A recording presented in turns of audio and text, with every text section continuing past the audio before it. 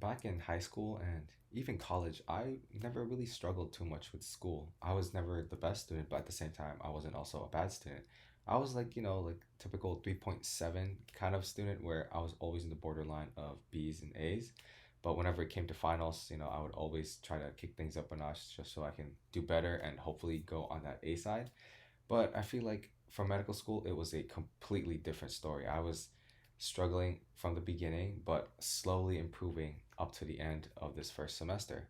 But over time, within these past 5 months, I was able to learn a lot of different things that, helped me improve in the end. So hopefully, by sharing my experiences and maybe some tips and tricks, you guys are going to be able to improve your performance in your classes or just better prepare for harder classes in the future or any kind of experience that you might have in the future. So, yeah, hopefully this video helps you guys. And with that said, let's get right into it.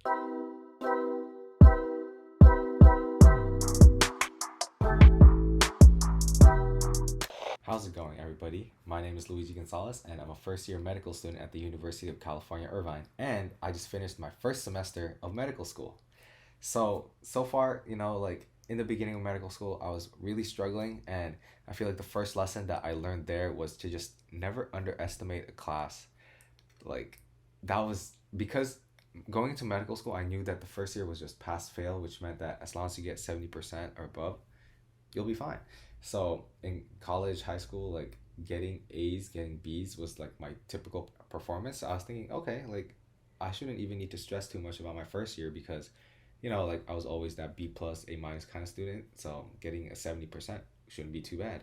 But after my first couple of tests, oh my God, that I was stressing, I was struggling, and it just really sucks starting off on the wrong foot because I'm basically having to dig myself out of the whole like throughout the whole semester. So I feel like one really important thing to remember is to just never underestimate a class. Get a feel for it first before thinking, oh, maybe, like I don't need to like put my foot on the gas pedal and I can just like slow down and relax for a bit. But yeah, even though it was pass fail, medical school was still really, really tough. And it was definitely a struggle, just not necessarily passing, but like feeling good enough going into a test where I feel like, okay, yeah, like I should be able to do good in this test because every time I went into a test, took it, afterwards I just felt so like bad. I'm like, oh man, I don't know if I knew like a lot of the things on that test.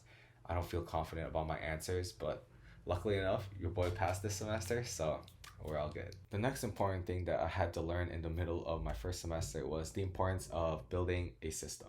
So more specifically for me, a study system.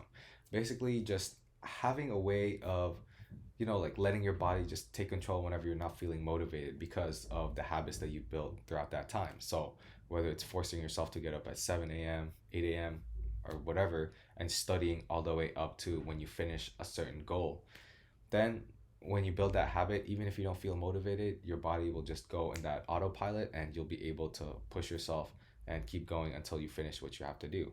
In the beginning, I really struggled with like waking up early just because in college all my classes were in the afternoons. So yeah, like I had to switch it up and just learn how to wake up at 7 or 6 a.m. sometimes and study, go to my classes and then study all the way up to 5 p.m. rather than just studying later that night. But sometimes, I'm not gonna lie, like even now, I would still stop studying like maybe 2 p.m., 3 p.m. and just push it off late into the night, which I know is bad, but it's a work in progress. And hopefully by next semester or next year, I'll be able to have a good system down so that I wouldn't be stressing too much about the amount of content that's coming in from all of my classes. Third thing that I learned, and what I feel like might be the most important thing, is learning how to compartmentalize. That's not just including, like different subjects. For me, this semester, I had to take histology, physiology, and anatomy. And, like they're pretty complicated, but the school tried to help out by making them all about like the same body system. Where, like, for example, if we're learning about the respiratory system and the lungs, we would learn about the histology for it, the physiology of it, and the anatomy. But even then, it's three separate things, and it's important to kind of know certain things for each one.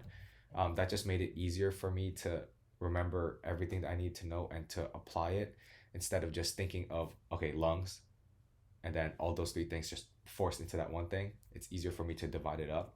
But when it comes to compartmentalizing, it's not just about school, also, because I know like there's that assumption that, oh, all medical students do is study, but that's actually not very true. We also like to live our own personal life.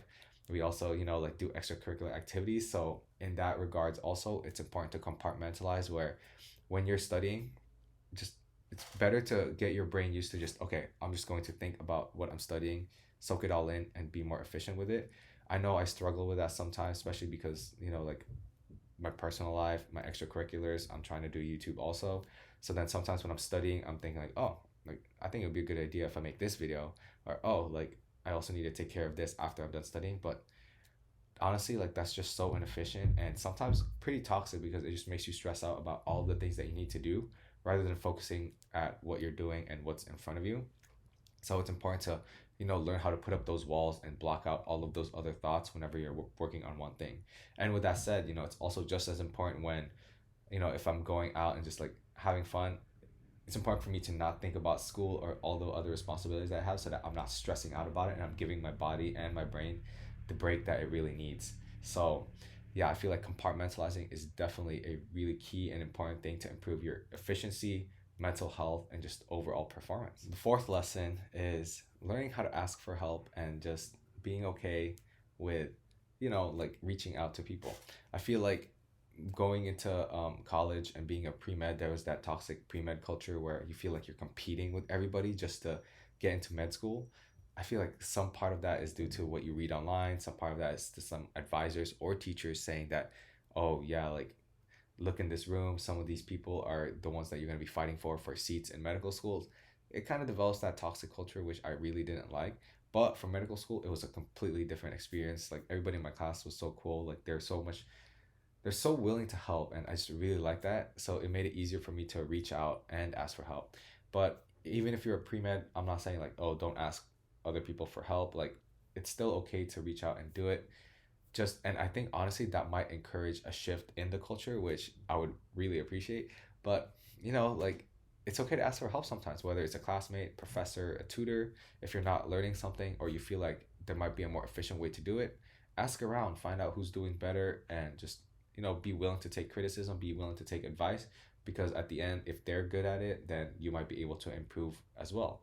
Sometimes some people's advice might not work for you, and even then that's still like a learning process, and that's still something that you learned. So now you know to stay away from that strategy and maybe ask somebody else and see if their strategy will help you out. So overall, just be able to keep an open mind, and that'll definitely help you improve in the long run. And the last lesson that I learned, which was actually pretty difficult to learn, is to not pressure myself too much and to prioritize my mental health. Going into college, like I felt like, I got into a good college, I got a scholarship. I thought I was a really good student, and that stayed with me all throughout, like my whole college career. Going to medical school, I thought that, yeah, like I was a good student in college, I can be a good student here too.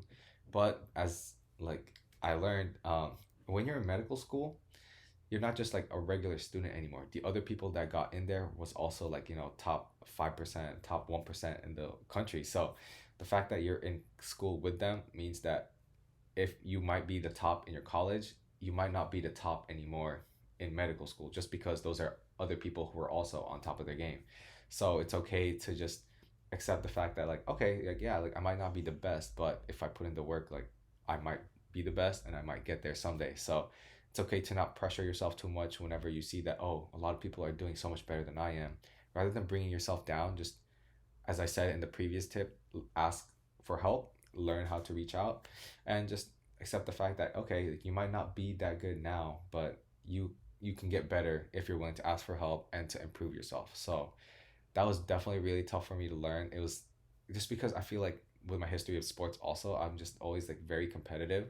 So yeah, that definitely took a toll on my mental health, especially like mid-semester. Imposter syndrome is real, really tough to deal with. But if you talk to the right people, reach out for help, things will get better. So yeah, that was a pretty deep one, but I feel like that's also important to put out there, because I know a lot of you guys are probably just looking for like, oh, how can I be more efficient? How can I be a better student? Well, taking care of your mental health is a really major way to improve how you are as a student and as a person in general. And that concludes this video. Thank you guys so much for tuning in. If you haven't already, make sure to hit that subscribe button and hit the like button so that we can get this video out to a wider audience. Also, if you haven't already, make sure to follow my Instagram account. I will be posting a lot of, just my day-to-day, day in my life kind of stuff there on my Instagram account if I'm not filming it here on YouTube. But overall, thank you guys so much for tuning in. I hope this video helped you guys out a lot, and I'll see you guys in the next time. Peace.